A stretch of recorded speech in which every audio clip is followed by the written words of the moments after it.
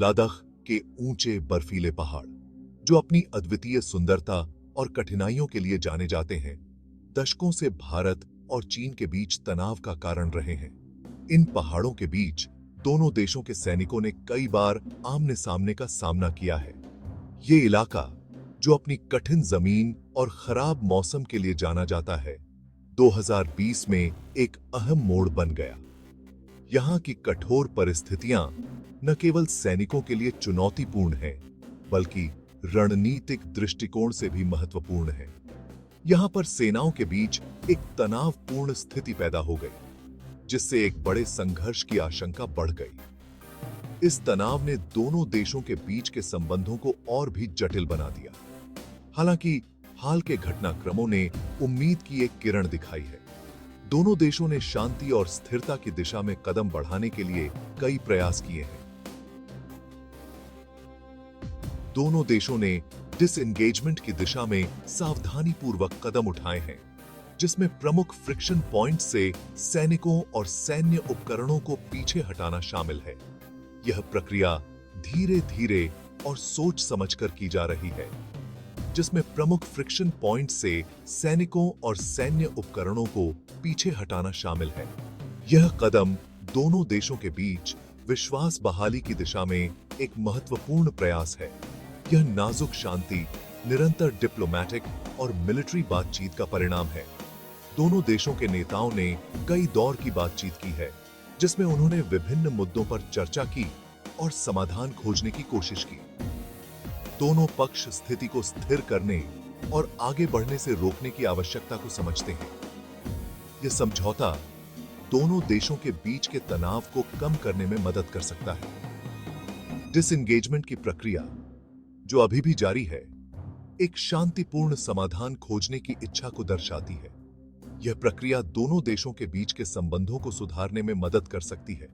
यह गहरे अविश्वास और पुरानी कड़वाहट के बावजूद बातचीत और कूटनीति के महत्व का प्रमाण है।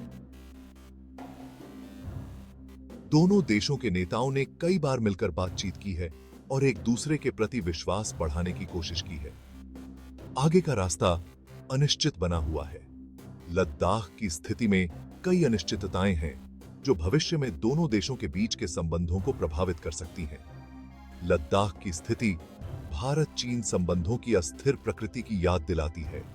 यहाँ की स्थिति में किसी भी समय बदलाव आ सकता है, जो दोनों देशों के बीच के संबंधों को प्रभावित कर सकता है। इस क्षेत्र में दोनों देशों के टेरिटोरियल दावे और रणनीतिक हित हैं। यह क्षेत्र दोनों देशों के लिए महत्वपूर्ण है और यहाँ की स्थिति में किसी भी बदलाव का दोनों देशों के संबंधों पर गहरा प्रभाव पड़ सकता है। डिसएंगेजमेंट एक सकारात्मक कदम है, लेकिन यह एक लंबी और जटिल प्रक्रिया की शुरुआत मात्र है। इस प्रक्रिया में कई चुनौतियां हैं, जिन्हें दोनों देशों को मिलकर हल करना होगा। लद्दाख में शांति और स्थिरता बनाए रखने के लिए भारत और चीन दोनों की ओर से निरंतर प्रयास और बातचीत के प्रति प्रतिबद्धता की आवश्यकता होगी। यह प्रक्रिया दोनों देशों के बीच के संबंधों को सुधारने में मदद कर सकती है और क्षेत्र में स्थिरता ला सकती है।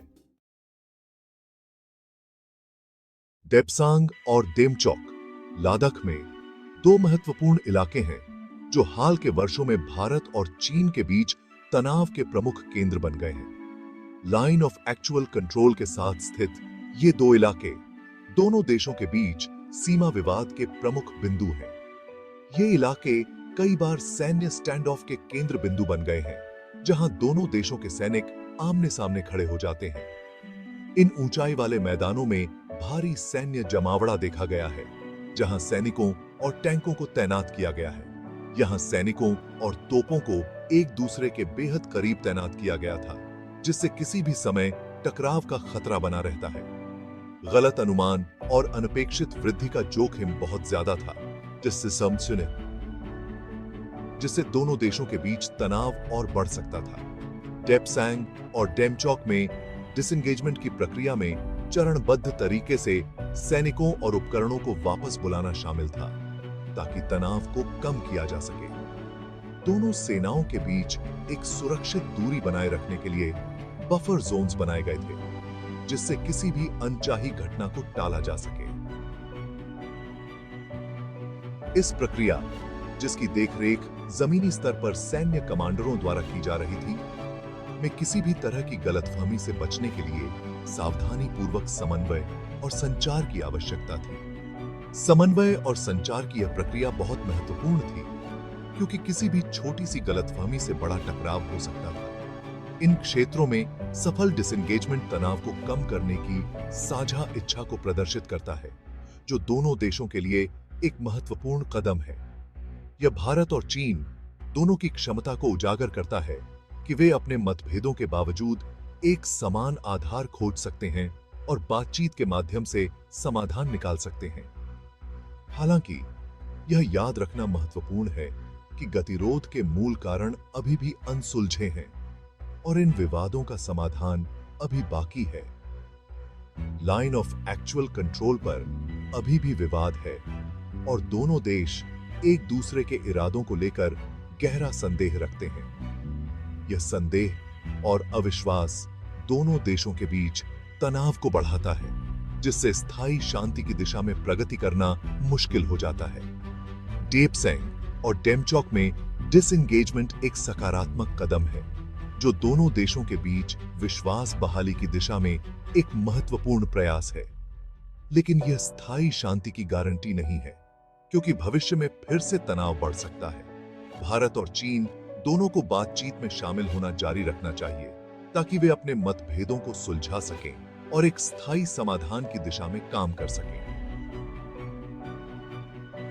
विश्वास का निर्माण करना चाहिए, जो दोनों देशों के बीच स्थायी शांति और सहयोग के लिए आवश्यक है, और सीमा विवाद के दीर्घकालिक समाधान की दिशा में काम करना चाहिए, ताकि भविष्य में किसी भी तरह के टकराव से बचा जा सके।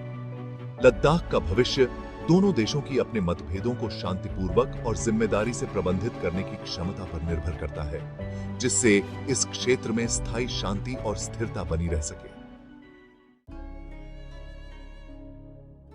लद्दाख में स्टैंड ऑफ ने आधुनिक युद्ध में वायुसेना के महत्व को उजागर किया।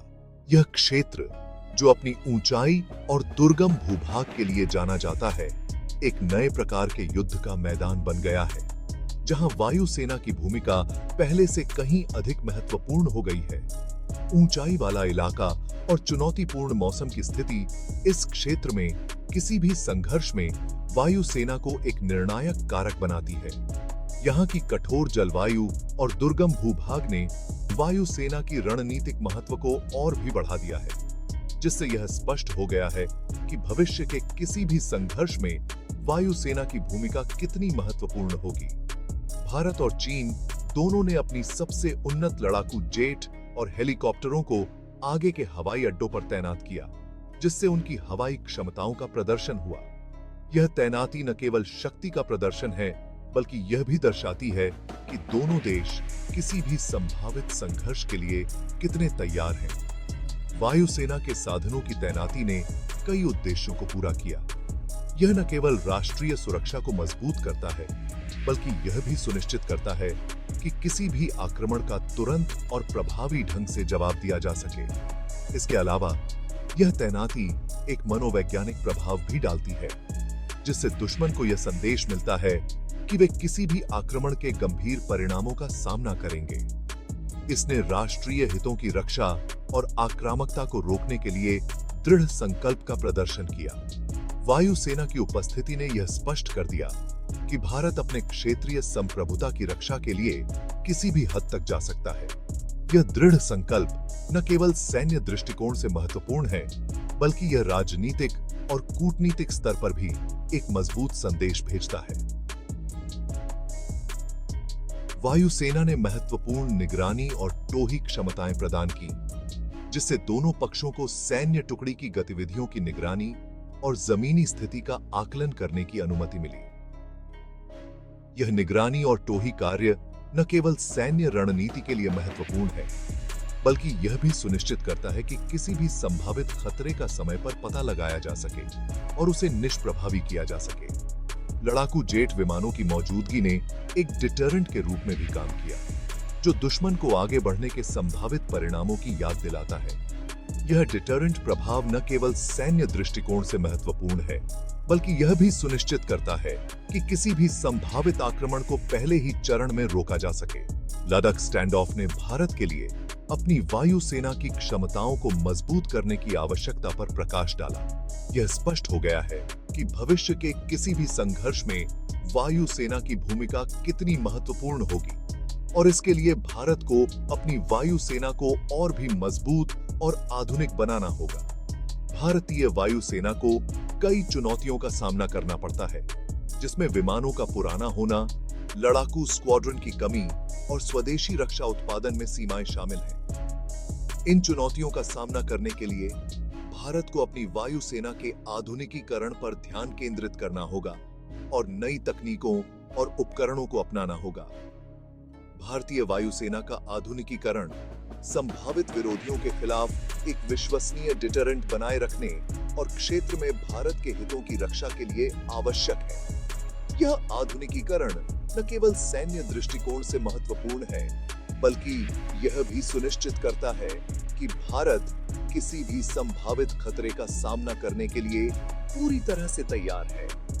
हवाई श्रेष्ठता के लिए प्रतिस्पर्धा भारत चीन प्रतिद्वंद्विता का एक प्रमुख पहलू है। यह प्रतिस्पर्धा न केवल सैन्य दृष्टिकोण से महत्वपूर्ण है, बल्कि यह भी सुनिश्चित करती है कि दोनों देश अपनी वायु सेना को और भी मजबूत और आधुनिक बनाने के लिए निरंतर प्रयासरत हैं। दोनों देश अपनी वायु सेना को उन्नत करने, उन्नत लड़ाकू जेट विमान हासिल करने, स्वदेशी तकनीकों को विकसित करने और अपने हवाई रक्षा नेटवर्क को मजबूत करने में भारी निवेश कर रहे हैं। यह निवेश न केवल सैन्य दृष्टिकोण से महत्वपूर्ण है, बल्कि यह भी सुनिश्चित करता है कि दोनों देश किसी भी संभावित खतरे का सामना करने के लिए पूरी तरह से तैयार हैं। लद्दाख स्टैंड ऑफ ने 21वीं सदी में वायु सेना के महत्व को एक कठोर याद दिला दी, जो सैन्य रणनीति और राष्ट्रीय सुरक्षा के भविष्य को आकार दे रहा है। यह स्पष्ट हो गया है कि भविष्य के किसी भी संघर्ष में वायुसेना की भूमिका कितनी महत्वपूर्ण होगी और इसके लिए भारत और चीन दोनों को अपनी वायुसेना को और भी मजबूत और आधुनिक बनाना होगा।